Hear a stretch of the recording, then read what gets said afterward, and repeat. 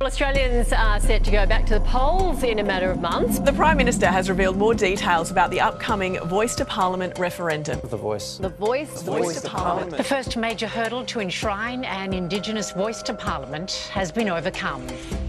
Here's a question that every Australian of voting age will have to answer this year.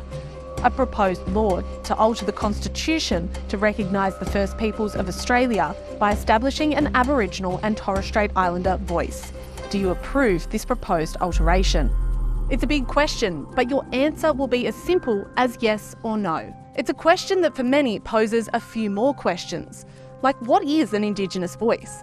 And why is it up to us to decide whether or not it exists? All of us will have an equal say. All of us can own an equal share of what I believe will be an inspiring and unifying Australian moment.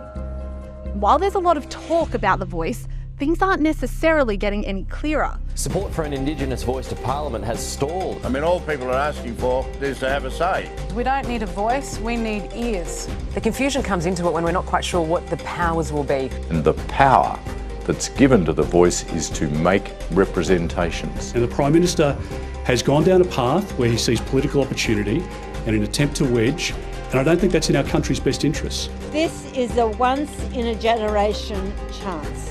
So before you vote, it's a good idea to know what's at stake. Here's everything you need to know about the voice. Let's start with the basics.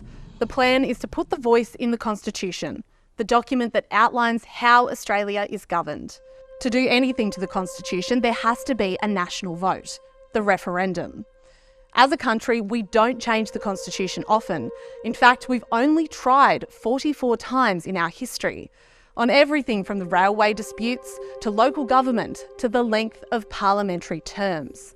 If they change the Constitution, they're stuck with that for a long time. It's entrenched there and it's very hard to remove.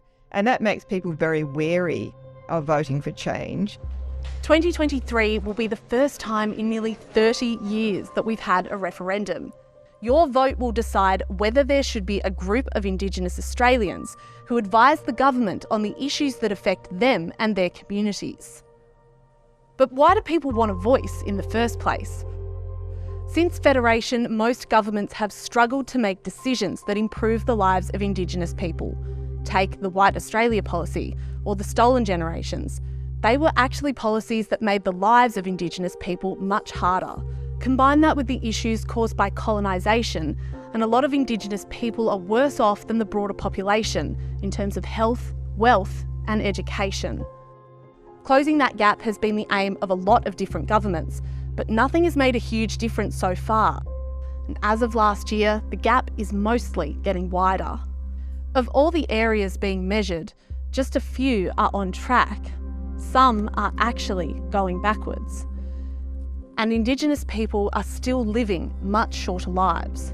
That's where the voice comes in getting Indigenous people to have a say over what happens to them, sometimes called self-determination, is seen as one of the best ways to close the gap. And we know from the evidence that what improves people's lives is when they get a say, and that's what this is about. Ideas for something like a voice have been around for a long time, but this version took shape a few years ago. Let me take you back to 2017, to the Uluru National Constitutional Convention. Indigenous leaders from across the country gathered in the Red Centre to try and come up with a plan to improve the lives of their communities. There has to be some really fundamental change in the relationship. Australia has to hear us, for goodness sake. After days of talks, a consensus was reached on the Uluru Statement, 400-ish words that outline what Indigenous people say needs to change. The statement asks for three things: voice, treaty and truth. It's very short on detail, but it is a very big idea. 6 years on, plenty of research and consultation has been done with communities, organisations and governments, and many believe the voice is the best compromise to deliver change for Indigenous people. This is where it landed. The voice would be a group of Indigenous people who advise governments on whether proposed policies and laws would be good or bad for their communities. And here comes the important bit. These are the 3 sentences that could be added to the Constitution in order to create a voice. In recognition of Aboriginal and Torres Strait Islander peoples as the first peoples of Australia, there shall be a body to be called the Aboriginal and Torres Strait Islander Voice. The Aboriginal and Torres Strait Islander Voice may make representations to Parliament and the Executive Government of the Commonwealth on matters relating to Aboriginal and Torres Strait Islander peoples. The Parliament shall, subject to this Constitution, have power to make laws with respect to matters relating to the Aboriginal and Torres Strait Islander Voice, including its composition, functions, powers and procedures. It seems straightforward, and is what the Uluru Statement was calling for, but nothing's that easy, and this is where the debate begins. There are 2 phrases amongst all that's raised questions about the proposal, and that's make representations and executive government of the Commonwealth. For some who are arguing the no case, that gives the voice too much freedom to get involved with a whole wide range of issues. If the referendum succeeds, the voice will be enshrined in the Constitution, basically meaning it can't be disbanded or gotten rid of down the track, something that has happened to First Nations bodies in the past. It won't be officially abolished until July, but the Aboriginal and Torres Strait Islander Commission is already being stripped of its $70 million worth of assets.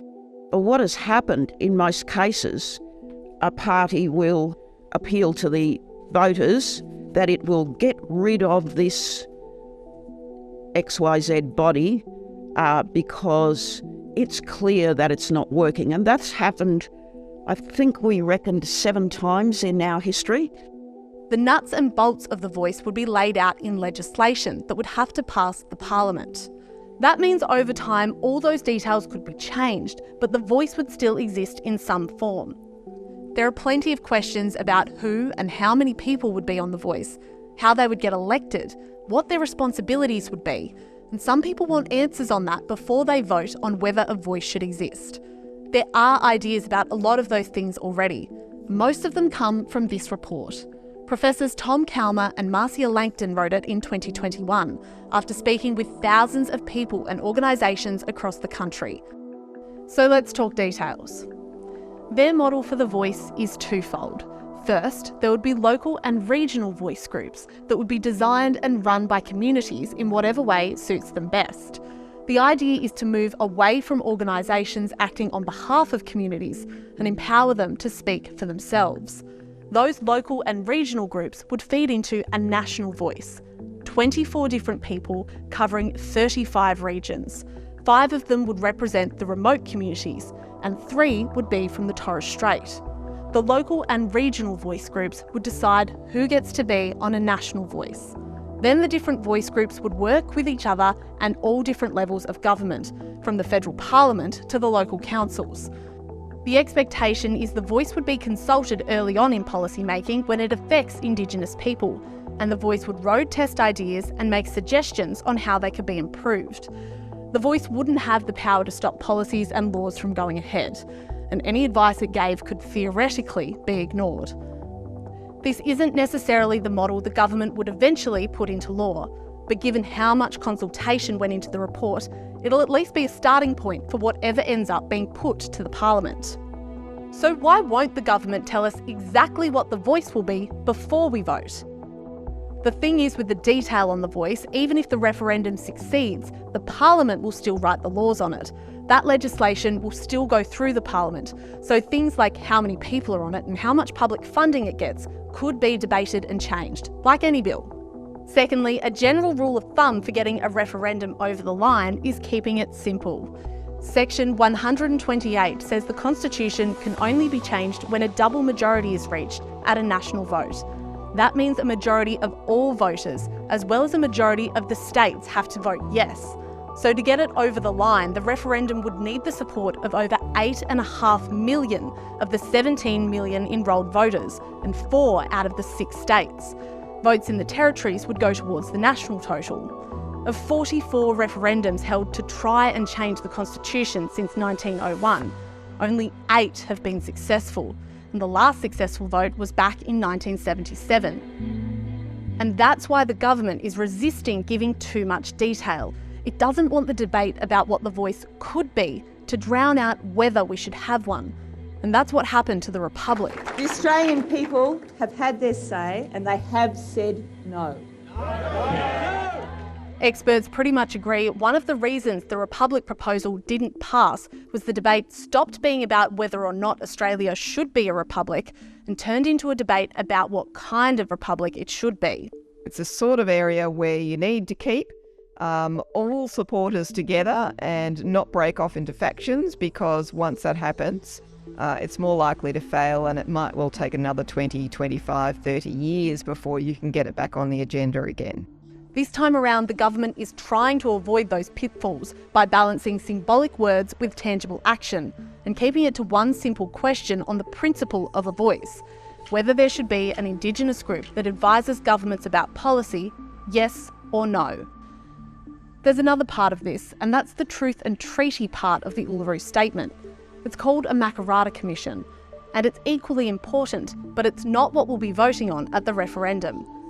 So where are we at now? Usually for an issue to make it to a referendum, experts say around 90% of the community should be in favour, because over the course of a campaign, that number will drop as more people find out about the issue and make their minds up. Polls aren't perfect, but none have support for the voice in the community ranking that high. At least a quarter of the population have already said that they'll vote no. Up to a third say they're undecided, which means the yes vote started the campaign with less than half of the population's support.